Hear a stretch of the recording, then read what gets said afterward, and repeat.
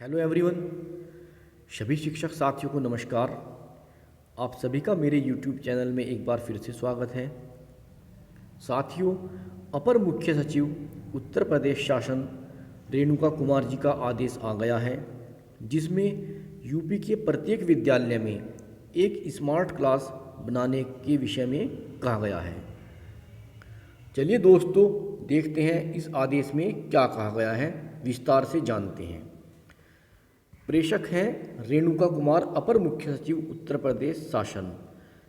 सेवा में समस्त जिलाधिकारी उत्तर प्रदेश। विषय है सामुदायिक सहभागिता के माध्यम से परिषदीय विद्यालयों में डिजिटल अवस्थापना, कंप्यूटर, प्रोजेक्टर, स्मार्ट टीवी इत्यादि उपलब्ध कराए जाने के संबंध में। महोदय, उपर्युक्त विषयक शासनादेश संख्या 1/2019 68/5/2019 दिनांक 3 दिसंबर 2019, जिसके द्वारा उत्तर प्रदेश बेसिक शिक्षा परिषद के नियंत्रणाधीन संचालित प्राथमिक, उच्च प्राथमिक परिषदीय विद्यालयों के विकास हेतु उसे गोद लिए जाने तथा प्रदेश में बेसिक शिक्षा के क्षेत्र में लोकोपकार योगदान हेतु इच्छुक संगठन एवं संस्थाओं के लिए मार्गदर्शी सिद्धांत निर्धारित किए गए हैं। उक्त के संदर्भ में यह उल्लेखनीय है कि अधिकांश परिषदीय प्राथमिक विद्यालय, उच्च प्राथमिक विद्यालय संप्रति डिजिटल अवस्थापनाओं यथा कंप्यूटर, प्रोजेक्टर, स्मार्ट टीवी इत्यादि से असंतृप्त हैं, अर्थात इनके अंदर कंप्यूटर, प्रोजेक्टर, स्मार्ट टीवी इत्यादि नहीं है, जिसके परिणाम स्वरूप इन परिषदीय विद्यालयों की छात्र छात्राएं डिजिटल लर्निंग की प्रक्रिया एवं डिजिटल सामग्री की पहुंच तथा उनके उपभोग से वंचित हैं। इतना ही नहीं, कंप्यूटर, प्रोजेक्टर, स्मार्ट टीवी के अभाव में उक्त छात्र छात्राओं व शिक्षकों द्वारा मानव संसाधन विकास मंत्रालय नई दिल्ली के दीक्षा पोर्टल तथा अन्य राष्ट्रीय पोर्टल यथा NROER, ई पाठशाला, ई बस्ता, राष्ट्रीय डिजिटल लाइब्रेरी व राष्ट्रीय मुक्त विद्यालयी शिक्षा संस्थान पर उपलब्ध निशुल्क व ज्ञानवर्धक डिजिटल पठन सामग्री का महत्तम उपभोग व लाभार्जन संभव नहीं हो पा रहा है। बेसिक शिक्षा विभाग द्वारा डिजिटल शिक्षा हेतु निम्नलिखित प्रमुख प्रयास किए जा रहे हैं। नंबर जो पहला है वो दीक्षा ऐप का है। दीक्षा ऐप को माननीय प्रधानमंत्री महोदय द्वारा वन नेशन वन प्लेटफॉर्म के रूप में घोषित किया गया है। दीक्षा ऐप के माध्यम से पाठ्यक्रम से संबंधित 5000 से अधिक वीडियो उपलब्ध कराए गए हैं। QR कोड द्वारा पाठ्य पुस्तकों से संबंधित 3000 से ज़्यादा वीडियो कंटेंट दिया जा रहा है। प्रतिष्ठित सहयोगी संस्थाओं द्वारा 2000 से ज़्यादा वीडियो उपलब्ध कराया गया है। विभाग द्वारा अध्यापकों व विद्यार्थियों को जोड़ने हेतु प्रत्येक ब्लॉक में एक इस प्रकार से कुल 880 व्हाट्सएप ग्रुप चलाए जा रहे हैं। इसके अतिरिक्त विद्यालय स्तर पर छात्रों, अभिभावकों को सम्मिलित करते हुए शिक्षकों द्वारा राज्य में कुल 1,25,000 व्हाट्सएप ग्रुप बनाए गए हैं, जिनके माध्यम से प्रतिदिन राज्य स्तर से प्रेषित कक्षावार उच्च कोटि के डिजिटल कंटेंट सीधे छात्र छात्राओं को उपलब्ध कराया जा रहा है। विभाग द्वारा एक यूट्यूब चैनल तथा एक वेबसाइट भी प्रारंभ की गई है, जिसके माध्यम से कक्षा 1 से 8 तक के सभी कक्षाओं के छात्र छात्राओं को सभी विषयों से संबंधित ज्ञानवर्धक एवं रुचिपूर्ण वीडियो कंटेंट यूट्यूब तथा वेबसाइट पर उपलब्ध कराया गया है। इसलिए शिक्षा में सभी छात्रों और छात्राओं की रुचि बढ़ाने के लिए उक्त माध्यमों का उपयोग करते हुए एक अभूतपूर्व प्रयास किया जा सकता है। राज्य स्तर पर कक्षाओं को आकर्षक एवं प्रिंट रिच बनाने हेतु डिजिटल पोस्टर एवं ई-बुक्स विकसित किए जा चुके हैं। इन्हें डिजिटल माध्यमों से छात्रों तक उपलब्ध कराया जा रहा है। राज्य स्तर पर शिक्षा की गुणवत्ता को सुदृढ़ करने हेतु एक कंटेंट सेल स्थापित किया गया है, जिसके माध्यम से उच्च गुणवत्ता के डिजिटल कंटेंट निरंतर तैयार कर स्कूल स्तर पर उपलब्ध कराया जा रहा है। मानव संसाधन विकास मंत्रालय भारत सरकार द्वारा लॉन्च की गई विद्यादान योजना को राज्य द्वारा अंगीकृत करते हुए सभी हितधारकों यथा अन्य सहयोगी संस्थाओं, सरकारी व प्राइवेट कॉलेजों के शिक्षक शिक्षिकाओं की सहायता से छात्रोपयोगी शिक्षण सामग्री का निर्माण कराया जा रहा है एवं छात्र छात्राओं तक पहुंचाया जा रहा है। दूरदर्शन एवं आकाशवाणी के माध्यम से भी छात्रोपयोगी शिक्षण सामग्री का प्रशासन दैनिक रूप से 4 घंटे एवं 1 घंटे का किया जा रहा है। दूरदर्शन के द्वारा 4 घंटे का और आकाशवाणी के द्वारा 1 घंटे का। अतः उपर्युक्त संबंध में सम्यक विचारोपरांत मुझे यह कहने का निर्देश हुआ है कि परिषदीय विद्यालयों के शैक्षणिक परिवेश में गुणात्मक वृद्धि, परिषदीय विद्यालय के शिक्षकों के शैक्षिक प्रयासों को डिजिटली सपोर्ट करने हेतु तथा राज्य द्वारा डिजिटल शिक्षा के प्रोत्साहन के प्रयास को संबल प्रदान कर इन्हें डिजिटल लर्निंग के केंद्र के रूप में विकसित करते हुए इनके सर्वांगीण विकास हेतु विद्यालयों को ग्राम पंचायत की निधियों से सामुदायिक सहभागिता के माध्यम से उक्त डिजिटल अवस्थापनाओं से संतृप्त किया जाए। डिजिटल अवस्थापनाएं शैक्षिक प्रशैक्षणिक लक्ष्यों की संप्राप्ति के साथ ही अन्य प्रयोजनों यथा माननीय प्रधानमंत्री, माननीय मुख्यमंत्री जी द्वारा यथा समय छात्र छात्राओं, शिक्षकों, अभिभावकों तथा समुदाय के उद्बोधन हेतु तथा निर्वाचन इत्यादि के समय निर्वाचन केंद्रों पर उपलब्ध आवश्यक संसाधन के रूप में सुलभ होगी। उक्त डिजिटल अवस्थापनाओं के संतृप्तिकरण हेतु सामुदायिक सहभागिता के अतिरिक्त निम्नलिखित स्रोतों से भी सहायता प्रदान की जा सकती है। बेसिक शिक्षा अनुभाग 5 के शासनादेश संख्या 1/2019, 68/5/2019 दिनांक 3 दिसंबर 2019 तथा शासनादेश संख्या 2019/68/5/2019 दिनांक 9 दिसंबर 2019 के क्रम में किसी भी राजकीय अथवा निजी कंपनी से प्राप्त होने वाला दान, इससे भी आप इस काम को कर सकते हैं। किसी भी राजकीय उपक्रम अथवा निजी कंपनी की सामाजिक उत्तरदायित्व की मद से, किसी भी निजी व्यक्ति द्वारा किए गए दान से, किसी भी संस्था, संगठन, समिति, ट्रस्ट, फर्म, व्यापारिक संगठन, औद्योगिक संगठन, गैर सरकारी संस्था एवं स्वयंसेवी संस्था द्वारा दिए गए दान, सर्व सेवा केंद्र के संचालनकर्ता के माध्यम से डिजिटल अवस्थापनाओं की उपलब्धता हेतु सामुदायिक सहभागिता एवं प्रोत्साहन। तो इस तरह से इन सभी के सहयोग से प्रत्येक विद्यालय में एक स्मार्ट क्लास का निर्माण किया जाना है। डिजिटल अवस्थापनाओं के संतृप्तिकरण हेतु उपरोक्त स्रोतों से परिषदीय विद्यालयों में स्मार्ट क्लास हेतु समुदाय का एकल अथवा सामूहिक रूप से सहयोग अत्यंत महत्वपूर्ण होगा। इसी क्रम में ग्राम प्रधान एसएमसी सदस्यों के सहयोग से समुदाय को प्रोत्साहित करते हुए डिजिटल अवस्थापना स्मार्ट क्लास को संस्थित करने का प्रयास किया जाएगा। क्योंकि शासनादेश संख्या 220 19/5/2006 दिनांक 3 जनवरी 2006 के अनुसार परिषदीय विद्यालयों की चल एवं अचल संपत्ति को ग्राम पंचायतों, नगर पालिकाओं को स्थानांतरित किया गया है। उक्त परियोजना हेतु ग्राम पंचायतों का सहयोग एवं नेतृत्व पूर्णतः अपेक्षित है। डिजिटल अवस्थापनाओं के परिचालन हेतु उपरोक्तानुसार जो विकल्प उपलब्ध हो सकेंगे उनका विवरण निर्धारित विशिष्टों के साथ निम्नवत निर्धारित किया जाता है। कंप्यूटर सह प्रोजेक्टर की विशिष्टियाँ, यानी कि अगर आप अपने विद्यालय में एक कंप्यूटर लगा रहे हों जिसमें प्रोजेक्टर भी इन्वॉल्व हो तो उसका प्रोसेसर कैसा होना चाहिए। उसका प्रोसेसर कम से कम इंटेल कोर i3 होना चाहिए या इससे ऊपर का होना चाहिए, मतलब i3 से नीचे का ना हो। उसमें जो स्टोरेज हो वो 240 GB कम से कम हो या फिर इससे ज़्यादा हो। सिस्टम मेमोरी यानी कि रैम या तो 4 GB के बराबर हो या फिर इससे अधिक हो, इससे कम नहीं चलेगा। ग्राफिक्स उसके अंदर इंटेल HD होने चाहिए या निविद्या AMD वाले होने चाहिए। स्क्रीन कम से कम 13 इंच की हो या इससे ज़्यादा हो, जिसके पिक्सल 1366 मल्टीप्लाई 768 होने चाहिए। वाईफाई, अब वाईफाई की जो विशिष्टता है वो दी गई है इसके अंदर, इंटीग्रेटेड वायरलेस 802.11 ABGH, इस तरह का वाईफाई होना चाहिए। ब्लूटूथ का जो वर्जन हो वो 4.0 का हो या इससे ऊपर का हो। USB पोर्ट कम से कम 3 हो या इससे ज़्यादा हो। पावर कंजप्शन वो 300 वाट से कम लेता हो, 300 वाट से कम लेता हो।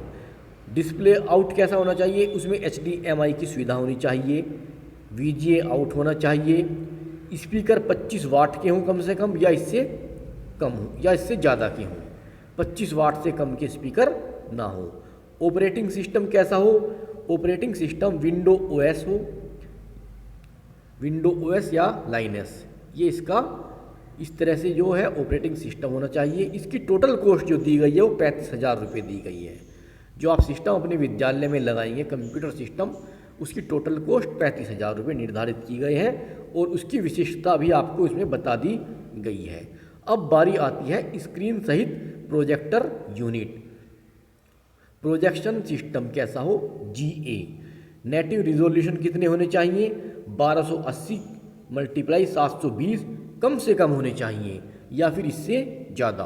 और ब्राइटनेस 2400 ANSI ल्यूमेंस और हाइयर, यानी कि जो उसका ब्राइटनेस होगा आपके प्रोजेक्टर का वो 2400 से कम तो बिल्कुल भी ना हो, 2400 ANSI ल्यूमेंस और हाइयर यानी कि इससे ज़्यादा हो। कॉन्ट्रास्ट रेशो कैसा हो, 18,000:1 या इससे ज़्यादा का। लाइट सोर्स लाइफ कैसी होनी चाहिए, 10,000 से ज़्यादा घंटों की होनी चाहिए। जो उसमें लाइट लगी होती है उसकी टाइम होता है वो 10,000 घंटे से ज़्यादा की चलने वाली होनी चाहिए। इमेज साइज कैसा हो, 50 इंच से ज़्यादा हो, 50 इंच से कम तो बिल्कुल भी ना हो और आप ज़्यादा से ज़्यादा 300 इंच तक का ले सकते हैं।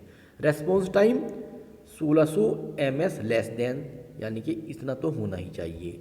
HDMI इनपुट, अब बारी आती है इनपुट की। इनपुट होना चाहिए HDMI, कम से कम एक पोर्ट उसमें HDMI का भी होना चाहिए, इससे ज़्यादा हो तो और भी अच्छा है। VGA 1, ऑडियो इन कितना है 1, USB type 1, monitor out port 1, या आउटपुट की बात हो रही है। ऑडियो आउट 1 और स्पीकर 2 वाट का हो। अब कंट्रोल कैसे हो, रिमोट इसके अंदर होना अनिवार्य है। पावर सप्लाई का वोल्टेज 100 से 240 के वोल्टेज पर ये चलता हो। पावर कंजप्शन नॉर्मल होना चाहिए, 300 वाट स्टैंड बाई देन और इक्वल टू। अदर्स में ऑपरेटिंग टेम्परेचर 0 से 40 डिग्री सेंटीग्रेड का हो। नेट वेट 6.5 किलो का हो कम से कम, इससे कम तो ना हो। डायमेंशन 330 × 330 × 150 mm, ये इसकी डायमेंशन होनी चाहिए। इसमें एक माउस भी होना चाहिए जो 2.4 GHz mouse with 2 buttons and scroll wheel and greater than और इक्वल टू 600 dpi। कीबोर्ड भी इसके अंदर होना अनिवार्य है। इसकी टोटल कॉस्ट 27,200 रुपये बताई गई है। अब विकल्प 2, स्मार्ट टीवी जो आपके यहाँ होगा वो कैसा होना चाहिए। स्मार्ट टीवी में CPU होना चाहिए कम से कम cortex A53 quad core 64 bit और कंपेरेबल, ऐसा होना चाहिए। उसके अंदर जो रैम हो वो 1 GB से अधिक की हो। ऑपरेटिंग सिस्टम होना चाहिए एंड्रॉयड। जो आपके यहाँ स्मार्ट टीवी हो उसके अंदर जो ऑपरेटिंग सिस्टम वो सर्टिफाइड एंड्रॉयड होना चाहिए। एंड्रॉयड वर्जन उसमें कम से कम 8.0 का एंड्रॉयड वर्जन होना चाहिए या इससे ज़्यादा का हो। Hardware interface HDMI USB, graphics processor Mali G31 GPU और कंपेटेबल। स्क्रीन साइज 50 इंच से बड़ा टीवी होना चाहिए, 50 इंच से कम का टीवी ना हो। डिस्प्ले कैसी होनी चाहिए, टीवी आपका LED होना चाहिए। Supported image type PNG, BMP, GIF और JPEG। स्क्रीन रिजोल्यूशन कैसे हो, 1280 × 720 पिक्सल के हों कम से कम या फिर इससे ज़्यादा के हों। Supported resolution maximum 1920 × 1080 pixel. इस तरह के इसके पिक्सल होने चाहिए। Supported audio format MP3, APE, FLAC। और सपोर्टेड वीडियो फॉर्मेट कैसा होना चाहिए? RM, MOV, VOV, AVI, MKV, TS, MP4 और 3D, ये इसको सपोर्ट करना चाहिए। और रिफ्रेश रेट 60 हर्ट्ज़ का हो। टोटल USB पोर्ट इसके अंदर कम से कम 3 हो या इससे फिर ज़्यादा हो। वाईफाई कनेक्शन टाइप भी इसके अंदर होना चाहिए 802.11 का। मैक्सिमम ऑपरेटिंग डिस्टेंस 9 फीट, मतलब ये 9 फीट की दूरी से भी ऑपरेट हो जाना चाहिए, इतना इसके अंदर कैपेसिटी होनी चाहिए। माउंटिंग टाइप स्टैंड और वॉल माउंट, ये दीवार पर भी लग जाना चाहिए और चाहो तो आप इसको किसी स्टैंड पर भी रख सकते हो। Cast support yes. Supports bluetooth technology yes. 4.0 कम से कम हो। डिस्प्ले HD डिस्प्ले हो उसके अंदर। कनेक्टिविटी ब्लूटूथ वर्जन 4.2 का हो। हेडफोन आउट भी होना चाहिए 3.5 mm जैक का। और एंड्रॉयड कम से कम, जो एंड्रॉयड का जो ऑपरेटिंग सिस्टम है वो कम से कम 8 वर्जन होना चाहिए। और ब्राउज़र इसके अंदर क्रोम ब्राउज़र होना चाहिए जो प्री इंस्टॉल हो। साउंड में 2 स्पीकर हो with stereo sound. Memory 1 GB RAM हो उसकी। स्टोरेज 8 GB स्टोरेज हो। प्रोसेसर क्वाड कोर होना चाहिए। डिस्प्ले 16:9 का एस्पेक्ट रेशो होना चाहिए।